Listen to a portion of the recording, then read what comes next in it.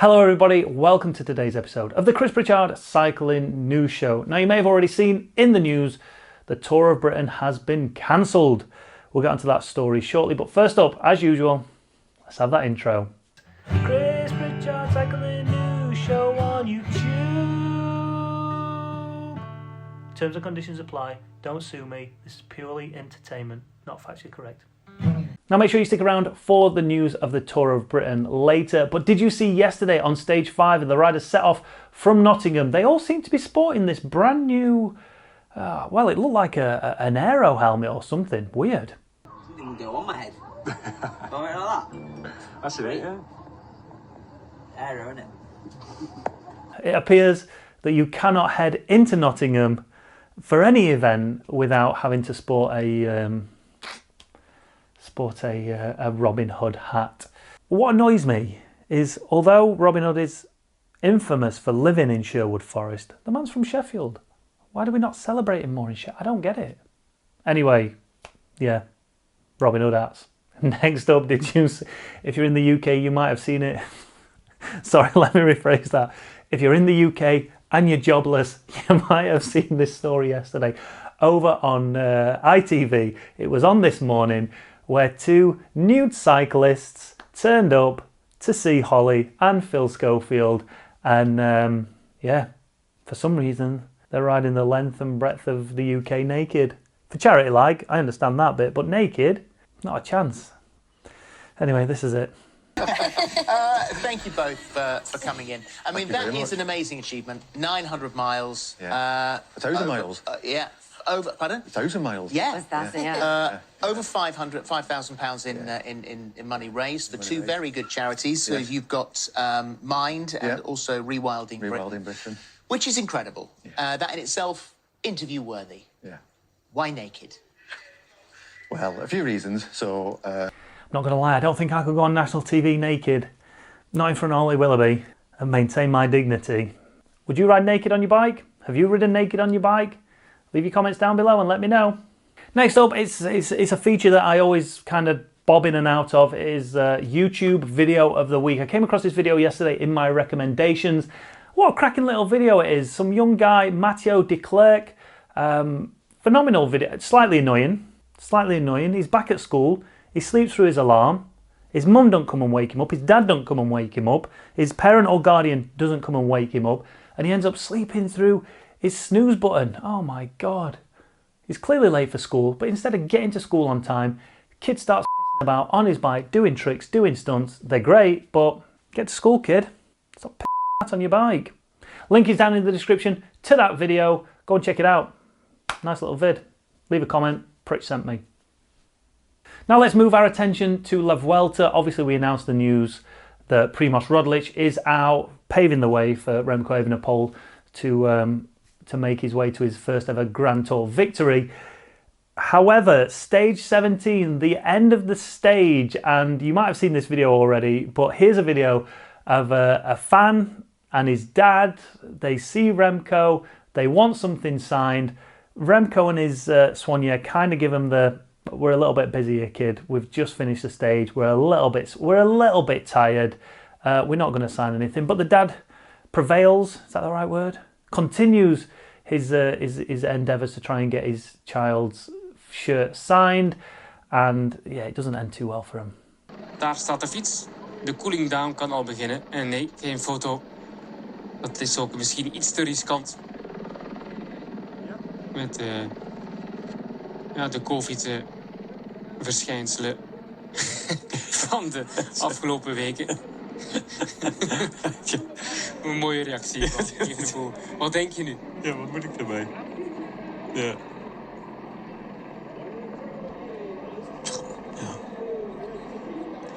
Ja, probeer maar.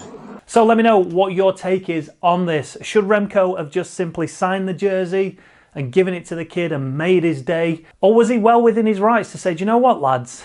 I'm a bit tired. I'm here at my job. This is my job. I'm trying to win this Grand Tour. I don't really have time for that because I need to be doing X, Y, and Z here. Or should he have just signed it? I mean, the kid's going to be disappointed. Absolutely no doubt about it. He might have lost a fan there. But the way the dad threw the jersey was just completely disrespectful. And I think it's almost on principle that he didn't sign it. If the kid was there and he just shouted, "Hey, Remo, do us a favour, do you mind just sign? You'll make my day, mate. I'd love it." Or even just pulling the soigneur to one side and saying, "Listen, my kid's a massive fan. Can you just..." I think that would have gone a long way for Remco to have probably signed that jersey. If you'd have got the soigneur on his side, it'd have probably done it. But throwing a jersey at a rider and just expecting them to sign it, in my eyes, it's just completely disrespectful. But I'd love to get your take on it. Let me know down in the comments below. Who was right? Who was wrong? Was the dad a dick? Is the kid going to be disappointed for the rest of his life? Is Remco Evenepole going to lose a fan? Is Remco Evenepole going to lose sleep that, you know, he didn't just sign that jersey for that little kid, made his day, in spite of the fact that his dad did what he did. And then finally, in the news, let's go back to the Tour of Britain, talk about stage 5. It was West Bridgeford into the beautiful, stunning setting of Mansfield. And as the riders left there, Gonzalo Serrano was in the general classification lead, ahead of Tom Pidcock, only 3 seconds down now. And then in third place was Omar Freely. Ben Perry with Sungod, he was down in 4th on the same time as Omar Freely. Dylan Turns in 5th and Corbin Strong in 6th. And we were set up for 3 more stages of what was going to be a titanic battle. And hopefully what we would have seen was Tom Pidcock winning the Tour of Britain. First Brit to win it since, I don't know, leave your comments down below. Who was the last Brit to win Tour of Britain? Has a Brit ever won Tour of Britain? Did Bradley Wiggins win it in 2013? Did he? I can't remember that. Yeah, he did. John Tiernan Locke won it in 2010, 2011.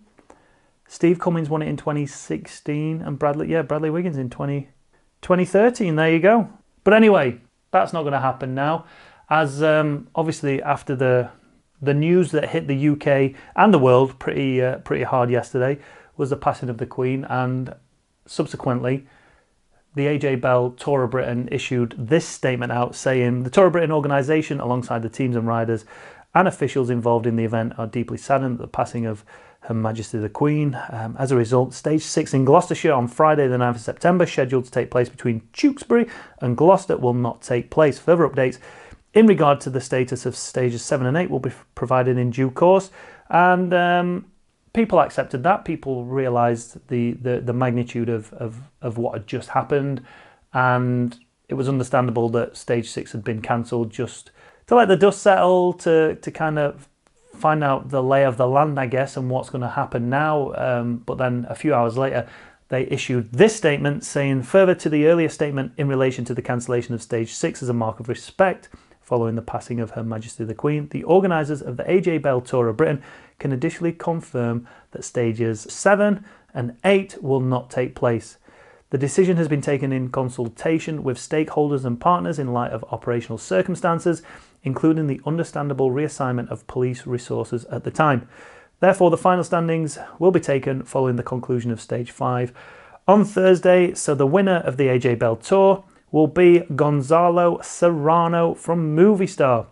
And then the respective classification leaders, Tom Pidcock, Matthias Paschnes and Matthew Teggart, will also be declared winners of those competitions. And then they sent their condolences to the royal family. And as you can appreciate, there was people falling on both sides of the fence over on Twitter. You're always going to get it on Twitter, aren't you?